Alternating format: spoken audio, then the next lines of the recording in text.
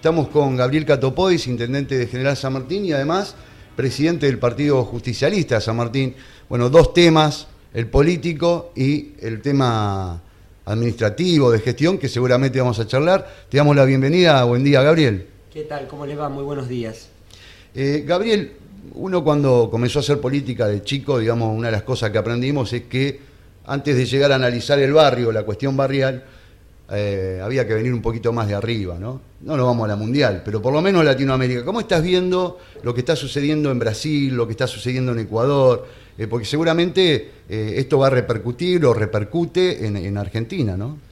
Sí, no hay dudas de que el destino de Brasil es el destino de la región, es el destino de Argentina.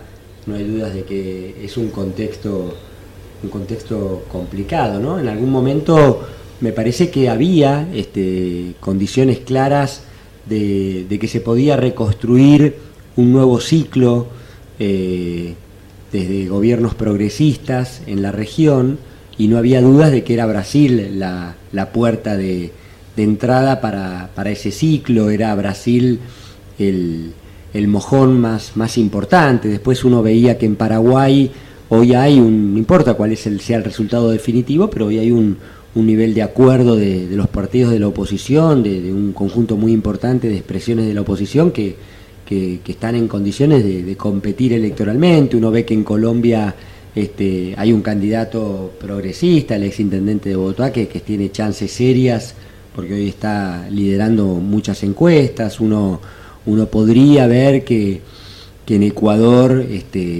la situación de Correa en algún momento, bueno, pueda también plantearse como alternativa a lo que hoy está gobernando ese país, y por supuesto la Argentina y Uruguay en esa línea. Bueno, me parece que lo de Brasil venía en ese sentido, y creo que ha habido claramente una decisión de golpear duro y de golpear fuerte en un momento muy clave, donde se estaba definiendo a la candidatura de Lula nuevamente en ese país. En Argentina el gobierno nacional intentó en principio meter 2 jueces por la ventana, por decreto. Vemos que van moviendo fiscales según le convenga. Digo, el tema del correo, que es uno de los temas por ahí principales que le preocupa al gobierno. Han cambiado al fiscal, pusieron a Policita, que es un fiscal empleado en realidad de Macri, ya venía de Boca. Bueno, acá hemos tenido con la jueza que en su momento vos habías hecho un reclamo por el tema de tarifas el año pasado, también problemas de aprete. ¿Vos ves que es un gobierno que hoy lo podamos seguir tildando de democrático esto? Digo, la intervención del principal partido de oposición, como es el justicialismo. Digo, ¿esto es una democracia como uno la conoce o es solo intervencionismo de esta gente? No, es un gobierno democrático, claramente, fue elegido por la gente, estamos en Estado de Derecho, pero también está claro que tiene vicios y actitudes claramente que tienen que ser repudiables, ¿no? Lo del Partido Justicialista que estamos viviendo en estos días, las intervenciones a muchos gremios, la persecución a muchos dirigentes sindicales que tienen un solo objetivo, que es dar la discusión y planchar el reclamo salarial en la Argentina. Me parece que lo que está pasando en la justicia es muy grave lo que pasó con la procuradora en su momento, la forma en que se eligió y se está eligiendo y reemplazando ese lugar, y todo lo que tiene que ver con lo que vos mencionabas, ¿no? De cambios de jueces, de fiscales, de poner a medida los funcionarios judiciales en las causas que ellos tienen especial interés, y en general un gabinete y un gobierno que además ya la promesa de honestidad, de transparencia quedó bien lejos, ¿no? Claramente es un gobierno salpicado por muchos hechos de corrupción que ellos lo pueden explicar como conflicto de intereses, pero que son hechos de corrupción. Es un hecho de corrupción tirar bolsos en un convento, y es un hecho de corrupción tener plata afuera, no declarada, y de manera poco clara. Y la verdad que el antecedente más importante que, por ejemplo, tiene el ministro de Economía de este gobierno es hacer construir herramientas e instrumentos para llevar plata a los paraísos fiscales. Ese es su antecedente más importante. Me parece que son funcionarios que han construido su patrimonio a través de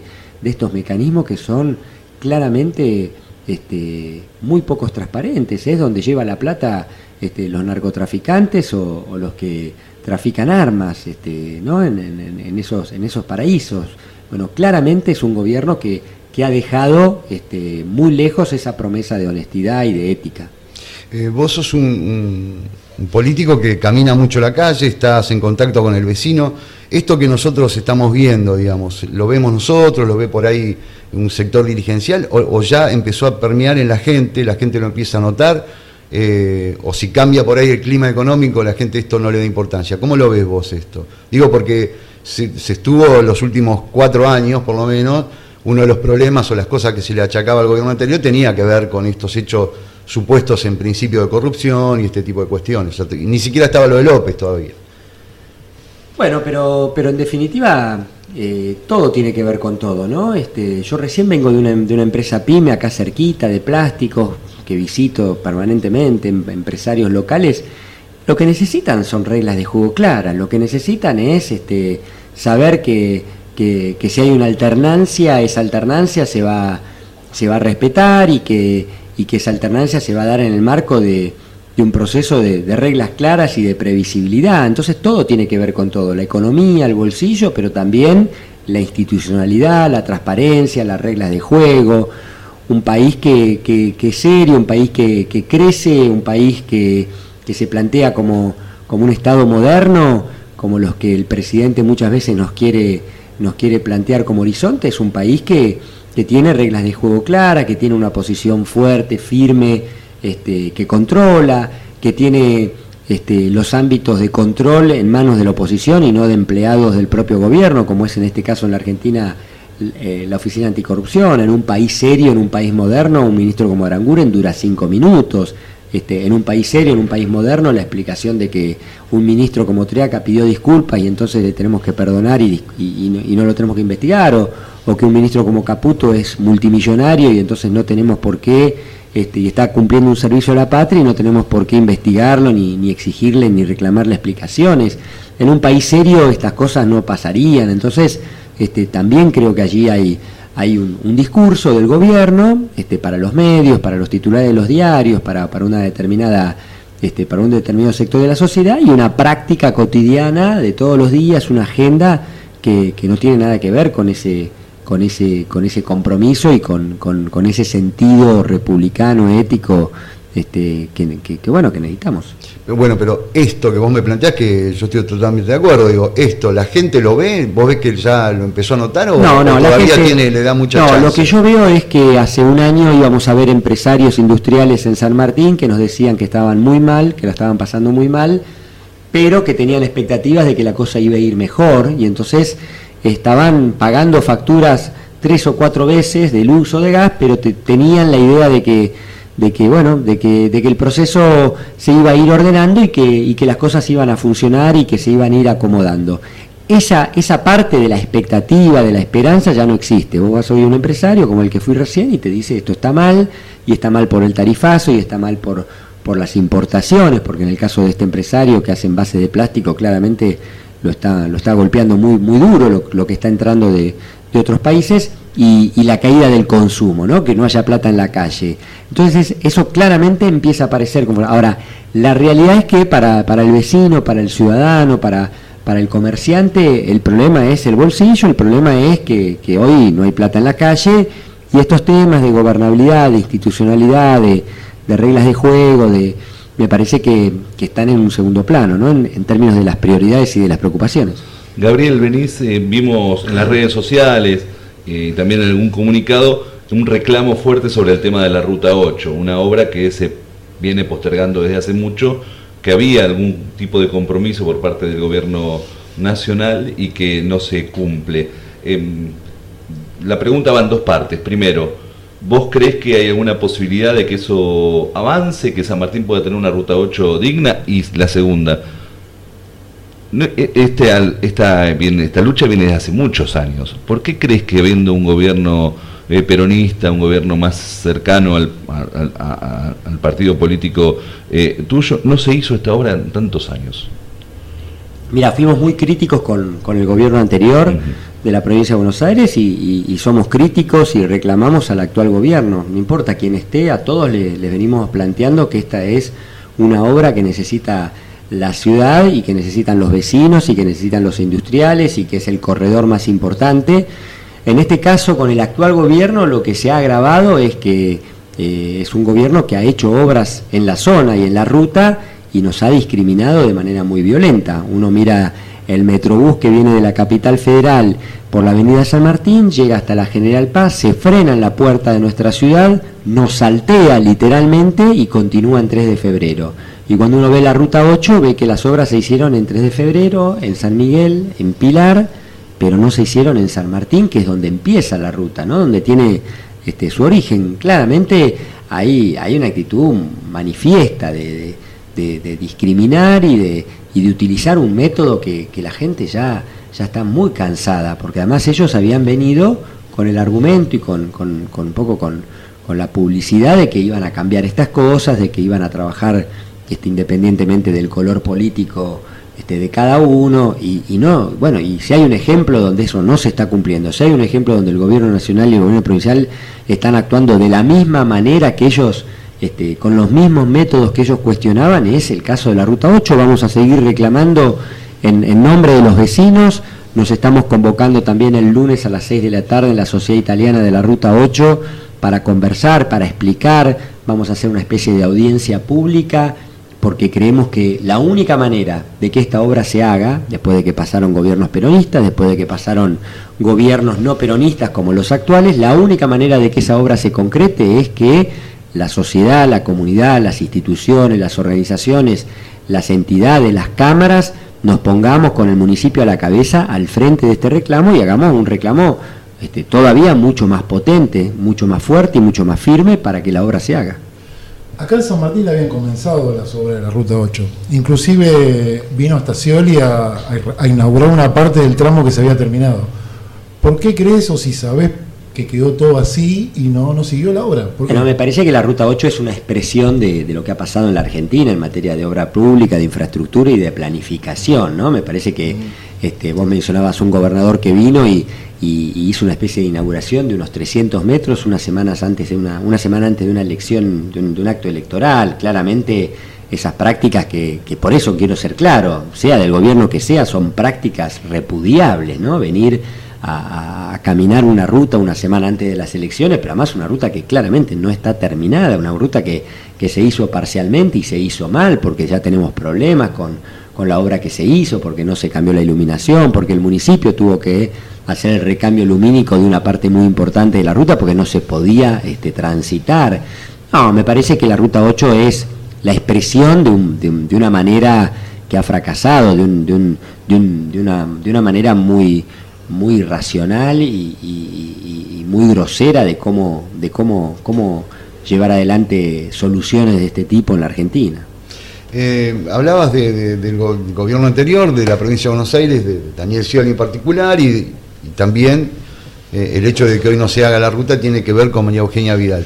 Cuando uno recuerda, cuando se hablaba de Daniel Scioli hace 3-4 años atrás, el tipo tenía una imagen altísima, y siempre creímos nosotros que no tenía que ver en realidad por la gestión, pero sí con el blindaje mediático que tenía. María Eugenia Vidal, ¿puede ser un calco de eso? Digo, ¿la gestión de María Eugenia Vidal es tan buena como para que tenga esa imagen o tiene que ver también con una especie de blindaje mediático?